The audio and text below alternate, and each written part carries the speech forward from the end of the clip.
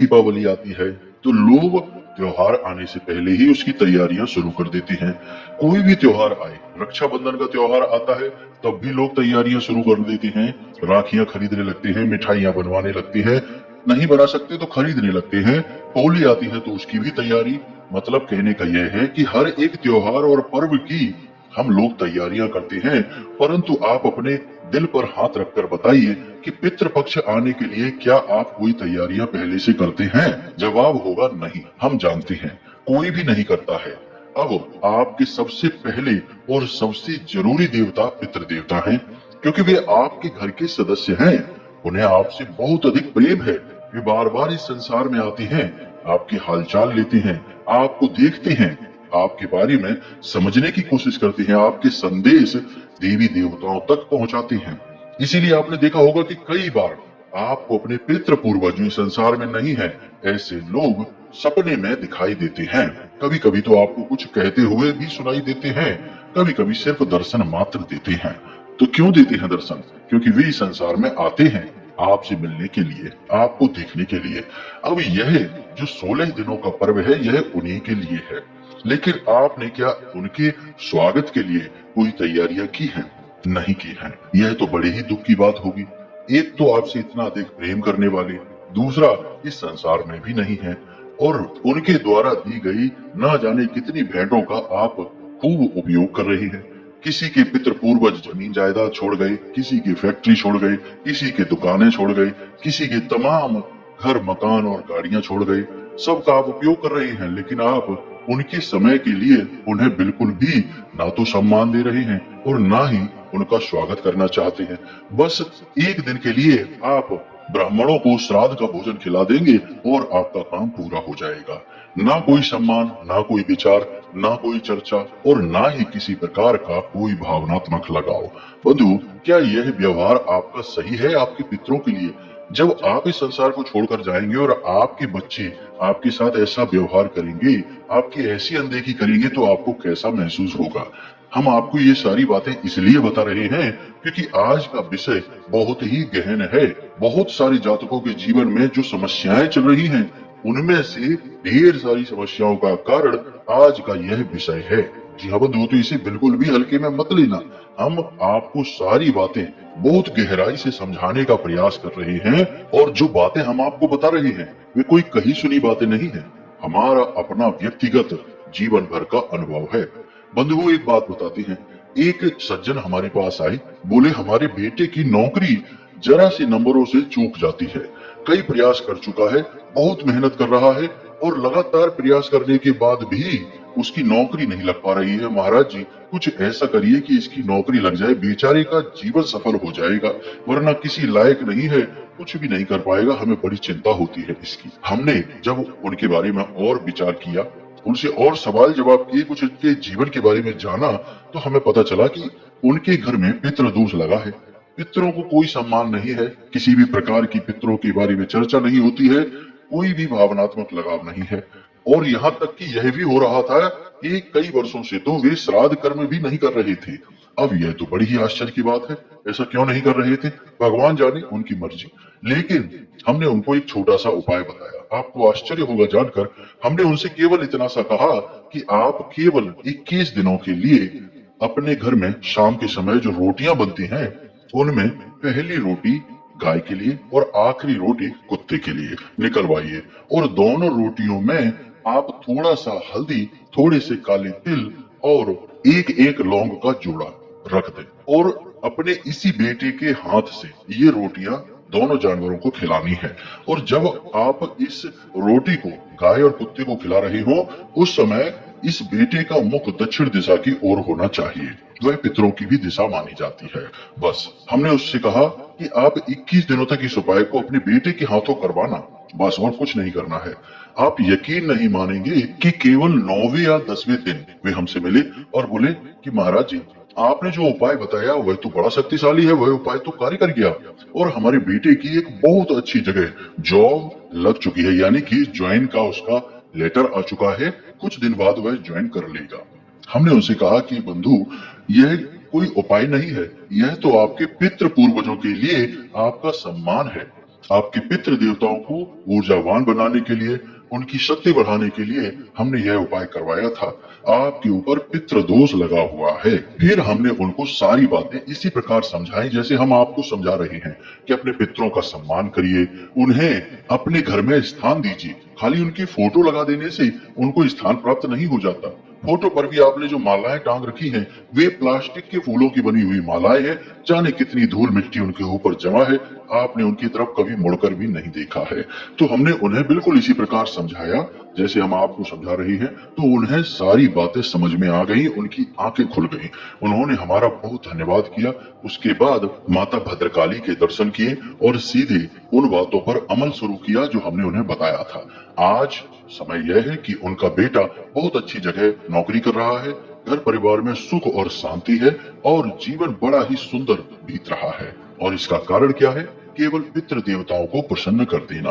पितृ देवताओं ने जहाँ आशीर्वाद देना शुरू किया, वहाँ वारे न्यारे हो जाते हैं। अब जब पितृ दोष लग गया, कहने का मतलब यह है कि कैसे जाने कि पितृ नाराज हैं, यानी दोष लगा हुआ है, पितरों का श्राप लगा हुआ है, ये कैसे जाने? तो सबसे पहला लक्षण संकेत ध्यान से समझे। सबसे पहला संकेत और लक्षण यही है कि आपको रात्रि को 11 बजे से 1 बजे के बीच में अक्सर नींद टूट जाएगी। अब किसकी नींद टूटेगी? घर में तो इतने सारे लोग हैं, सभी की नहीं, केवल उस इंसान की जो घर का मुखिया है, जिसके ऊपर इस घर को चलाने की जिम्मेदारी है, यानी जो पैसे कमाता है, उस व्यक्ति की नींद रात्रि को 11 बजे से 1 बजे के बीच अक्सर खुल जाया करेगी। जी हाँ बंधुओं, और उस समय में उसे बेचैनी भी होगी, उस समय में उसे कई बार डरावने सपने भी दिखाई देंगे और उसी समय में उसे कभी कभी पितृ पूर्वजों के, यानी कि उसके घर के जो लोग हैं जो इस संसार में नहीं है, उनके दर्शन भी होंगे। जी हाँ बंधुओं, और अक्सर सपने में उन्हें काला सांप दिखाई देगा। अब ये उन्हें भी हो सकता है, उनकी धर्म पत्नी को भी दिखाई दे सकता है। तो अब आप विचार करिए कि आपके साथ ऐसा होता है? रात्रि को 11 बजे से 1 बजे के बीच आपकी आंख खुलती है, आपको बहुत अधिक प्यास लगती है रात्रि के समय और सपने में सांप दिखाई देता है, अक्सर बेचैनी रहती है, या तो फिर ऐसा होगा कि आपको 1 बजे से पहले नींद ही नहीं आएगी। जी हाँ बंधु, आप चाहे कुछ भी करें या ना करें, लेकिन आपको 1 बजे तक नींद ही नहीं आएगी। 1 बजे के बाद ही आपको नींद आएगी। ये सारे संकेत हैं कि आपके ऊपर पितृ दोष लगा हुआ है, आपके पितृ परेशान हैं और उस परेशानी को आप खुद महसूस कर रहे हैं, क्योंकि बेशक भले ही वे इस संसार में नहीं है, लेकिन उनका मन, उनकी भावनाएं आपसे जुड़ी हुई हैं। आप भले ही उन्हें भूल गए हों। और याद रखना कि इस संसार में सारे बंधन बहुत ही कमजोर हैं, या बहुत से तो है ही नहीं, बस दिखावा है, लेकिन भावनाओं का जो बंधन है वह बहुत ही मजबूत बंधन होता है। यह तो वह बंधन है जिससे भगवान भी खींचे चले आते हैं, भगवान भी बच नहीं सकते। तो उसी भाव के बंधन से, भावनाओं के बंधन से पितृ आपके जुड़े हुए हैं, वे बेचैन हैं, व्याकुल हैं, तो आप भी बेचैन और व्याकुल हो रहे हैं। अब और भी कई संकेत हैं, लक्षण हैं, इन्हें भी जरा सा ध्यान से समझिए। पति पत्नी के बीच कलह रहेगा, क्लेश रहेगा। जी हाँ बंधुओं, भाई बहनों के बीच, यानी कि 2 भाई हैं, 3 भाई हैं, आपस में बनेगी नहीं। पिता पुत्र की आपस में बनेगी नहीं। बेशक झगड़े नहीं होंगे, लेकिन विचार नहीं मिलेंगे, मन मुटाव रहेगा, आपस में एक दूसरे से अधिक बात नहीं करेंगे, बस उतनी सी ही बात करेंगे। अगर ज्यादा बात करेंगे तो झगड़ा हो जाएगा, विवाद हो जाएगा। यह भी संकेत है, इसे भी आप समझ लीजिए और मिलाइए अपने जीवन में कि क्या आपके साथ ऐसा है। तीसरा संकेत पैसे को लेकर। पैसे को लेकर संकेत जो है वो कई और चीजों से भी जुड़ा हुआ है और पितृ देवताओं से भी जुड़ा हुआ है। आपके कार्यों में बार बार बाधाएं आएंगी। आप काम जो कर रहे हैं, सोचेंगे कुछ, होगा कुछ और। आपने प्लान कुछ और बनाया, उसका नतीजा कुछ और ही निकलेगा, यानी कि आपकी उम्मीदों से बिल्कुल अलग। बार बार आपके हर एक काम में रुकावट आएगी, हर जगह से आपको निराशा हाथ लगेगी और आपके द्वारा की गई सारी मेहनत पानी में जाएगी। कोई उसे देखेगा ही नहीं और ना ही उसका सम्मान करेगा। आपको मन ही मन लगेगा कि मैंने कितनी मेहनत की, कितने दिल से काम किया, लेकिन दुनिया के किसी भी इंसान को आप पर भरोसा ही नहीं होगा, आपकी मेहनत पर भरोसा नहीं होगा और आपके बारे में लोग अनाप शनाप बातें करेंगे। कहने का मतलब यह है कि कोई भी योजना सफल नहीं, पैसे को लेकर हमेशा तंगी और हर जगह पैसा फंसेगा, अटकेगा। जी हाँ बंधु, लेकिन इन सब से कहीं बढ़कर एक संकेत और है जो कि आपकी आने वाली पीढ़ियों पर दिखाई देगा, यानी आपके घर के जो बच्चे होंगे, चाहे वो छोटा बच्चा हो, चाहे बड़े बच्चे हो, कॉलेज वाले हो, सभी बच्चे आपसे विरोध करेंगे, यानी घर के बड़े बुजुर्गों से विरोध करेंगे। घर के बड़े बुजुर्ग कहेंगे कुछ और, बच्चे करेंगे कुछ और, अपनी मनमानी करेंगे और गलत रास्तों पर चलेंगे। कई बार तो बुरी तरह से पथ भ्रष्ट हो जाएंगे, परिवार के मान सम्मान और छवि पर भी दाग लगवा देंगे। जी हाँ बंधुओं, ऐसा भी होता है। कई बार गलत संगत में बच्चे पड़ जाएंगे। घर के बड़े बुजुर्गों की तो सुन ही नहीं रहे हैं, उन्हें तो अपना दुश्मन मान बैठे हैं। बाहर के गलत लोगों की संगत में आकर उन्हीं की बात मानेंगे और फिर कुछ गलत कर बैठेंगे, कुछ ऐसा बड़ा गलत कृत्य कर देंगे कि परिवार की छवि खराब हो जाएगी। साथ ही साथ बच्चे बहुत ही चिड़चिड़े हो जाएंगे, पढ़ाई लिखाई में मन नहीं लगेगा, बात बात पर घर के बड़े लोगों को पलट कर जवाब देंगे, उनसे झगड़ा करने की कोशिश करेंगे और घर के बड़े बुजुर्गों की छोटी से छोटी बात को भी अपने दिल से लगा लेंगे और फिर अनाप शनाप विचार अपने मन में लाएंगे, यानी कि दुश्मनी को पालेंगे, एक तरीके की शत्रुता जैसी बनाएंगे। यह पितृदोष का सबसे मजबूत संकेत है। अब आप विचार करके देख लीजिए कि आपके घर में यह संकेत आपको दिखाई दे रहा है। एक बात हम यहाँ पर और आपको बता दें जो सुनकर आपको थोड़ा सा झटका लगेगा, विचित्र भी लग सकता है। वह बात यह है कि आज के समय में जितने भी लोग आपको इस संसार में दिखाई दे रहे हैं, उनमें से 90% से ज्यादा लोगों के ऊपर पितृदोष लगा हुआ है। इसीलिए ऐसे संकेत आपको अक्सर बहुत सारे लोगों के जीवन में दिखाई देंगे। अब ऐसा क्यों है, हम इतनी बड़ी बात क्यों कह रहे हैं, क्यों 90% लोगों के ऊपर पितृदोष हमने कह दिया? बंधु जरा विचार करके देखिए, आज के समय में लोग किस तरह जीवन जी रहे हैं। तरह तरह के तो व्यसन पाल रखे हैं, कोई शराब पी रहा है, कोई जुआ खेल रहा है, कोई तमाम तरीके के व्यभिचार कर रहा है, उल्टे सीधे कार्यों में डूबे हुए हैं। ना तो घर के बड़े बुजुर्गों का सम्मान कर रहे हैं, ना ही घर की महिलाओं का सम्मान कर रहे हैं और पैसे कमाने की अंधी दौड़ में शामिल हैं। कुछ भी करके पैसा कमाना चाहते हैं, फिर चाहे किसी का दिल दुखे, चाहे किसी की कितनी भी बड़ी क्षति पहुंचे या नुकसान हो जाए, कोई फर्क नहीं पड़ता है, बस पैसा कमाना चाहते हैं। यानी कि आपने अगर अपने जीवन में किसी का हक मार के पैसा लिया, बड़े बुजुर्गों का अपमान किया, महिलाओं का अपमान किया, जुआ शराब वेश्यावृत्ति आदि कार्यों में यदि आप लिप्त हो जाते हैं, तो सारे के सारे जो कारण हैं ये पितृदोष को उत्पन्न कर देते हैं। अब दूसरा एक कारण और है कि घरों का जो माहौल है, इसे जरा आप देखिए। पुराने जमाने में घरों का माहौल कैसा होता था? गाय के गोबर से घर को लीपा जाता था, घर के आंगन में तुलसी मैया का स्थान हुआ करता था, घर में तरह तरह के पवित्र पौधों को लगाया जाता था, जगह जगह घर के कोनों में अलग अलग स्थानों पर दीपक जलाए जाते थे। ये सारे क्यों होते थे कार्य? क्योंकि ये सारे कार्य ऊर्जाओं को शुद्ध करते थे, पितृ पूर्वजों को प्रसन्न करते थे। महिलाएं हमेशा रोटी बनाते समय एक रोटी कुत्ते को और एक रोटी गाय को निकाला करती थी। जरा अपने बचपन को याद करके देखिए। यदि आप गांव के रहने वाले हैं तो आप इस बात को अच्छी तरह से समझ जाएंगे कि गांव की परंपरा कितनी सुंदर थी। हमेशा गाय और कुत्ते को रोटी निकाली ही जाती थी और बचा हुआ आटा कभी रखा नहीं जाता था। गांव में तो फ्रिज भी नहीं होते थे, तो आटा पूरा का पूरा उपयोग कर लिया जाता था। अब फ्रिज आ गए हैं, शहर का वातावरण हो गया, अब लोग बचत करना चाहते हैं, तो बचा हुआ आटा गोल बनाकर पिंड के रूप में फ्रिज में रख दिया। अब क्या हो रहा है कि जो प्रेत भटक रहे हैं वे उस पिंड की ओर आकर्षित होते हैं और उसे जूठा करते हैं। अगले दिन उसी की रोटी बनाकर घर के सदस्यों को खिला दी जाती है। यानी प्रेतों का जूठा भोजन खा रहे हैं तो बुद्धि शुद्ध कैसे होगी?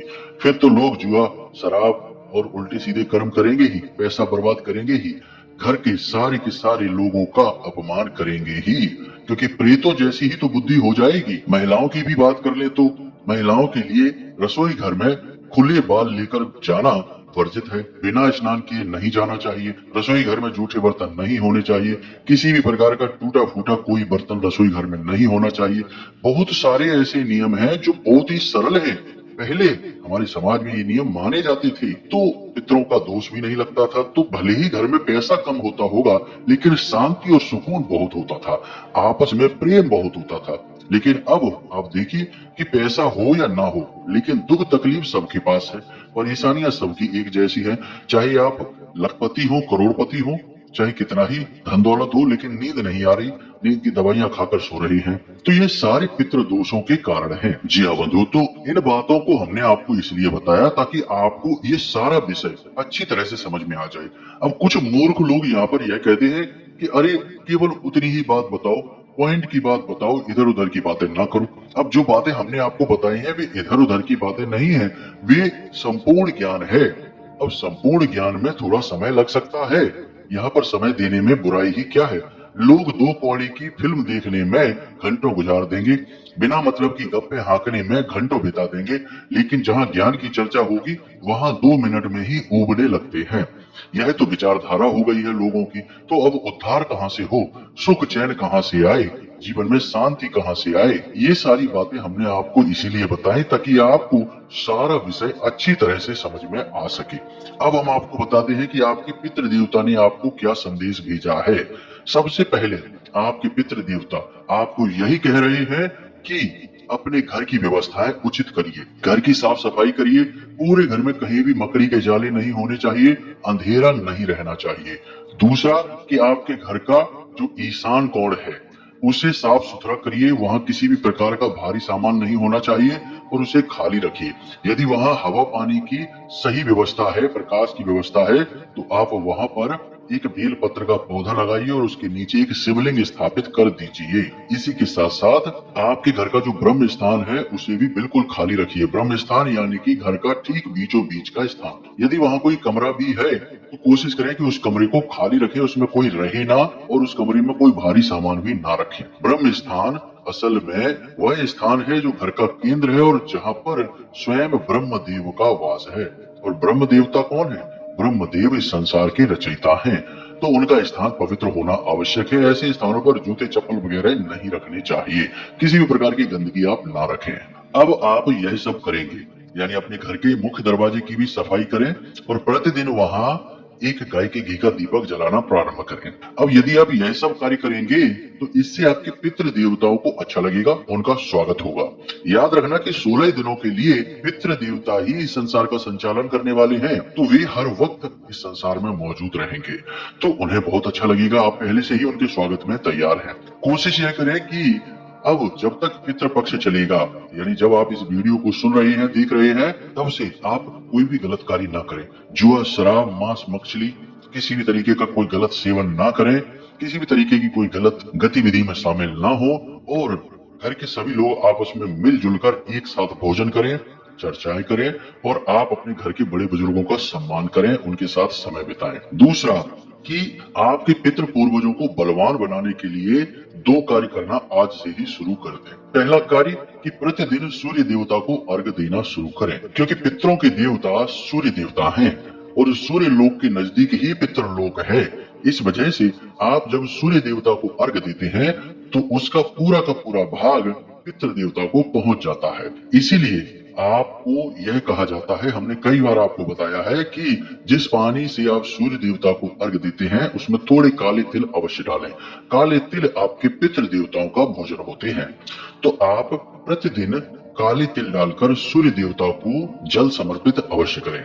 इसी के साथ साथ प्रतिदिन के भोजन में 1 रोटी कुत्ते के लिए और 1 रोटी गाय के लिए अवश्य निकलवाएं। यानी पहली रोटी, जो महिलाएं रोटियां बना रही हैं उनसे कहें कि पहली रोटी गाय के लिए निकालें और अंतिम बची हुई रोटी कुत्ते के लिए निकालें। और भूल कर भी आटे को फ्रिज में ना रखें, यानी माड़ा हुआ आटा, गूंदा हुआ आटा यदि आपने घर में कहीं रख दिया तो प्रेत तुरंत आ जाएंगे आपके घर में। अब समझिए कि जैसे पितृ इस संसार में आएंगे और रहेंगे, वैसे ही प्रेत तो पहले से ही यहाँ भटक रही है, उन्हें तो पितृलोक में प्रवेश ही नहीं दिया गया है, तो प्रेत तुरंत आकर्षित होंगे और उसे जूठा करेंगे। तो इस पितृपक्ष में तो आपको भूलकर भी गूंथा हुआ आटा अपने फ्रिज में नहीं रखना है। यदि बच जाता है तो उस पूरे आटे की रोटियां बनाकर कुत्तों को खिला दें। बस इन उपायों को आप करें, जीवन शैली को सुधारें, अपनी भाषा शैली को भी सुधारें और अपशब्दों का प्रयोग ना करें। बस इतने से कार्य आप करें, यही आपके पितरों का संदेश है आपके लिए और यही आपके पितर आपसे चाहते हैं। यदि आप यह करते हैं तो आपके पितर आपसे तुरंत प्रसन्न हो जाएंगे। फिर जरा सा श्राद्ध कर्म करने से ही आपके पितर तुरंत आपको आशीर्वाद देंगे और पितरों का यदि आशीर्वाद मिल गया तो फिर आपके बारे न्यारे हो जाएंगे। जी हाँ बंधुओं, कई सारे आपके नकारात्मक कर्म, आपके कष्ट तुरंत कटने शुरू हो जाएंगे।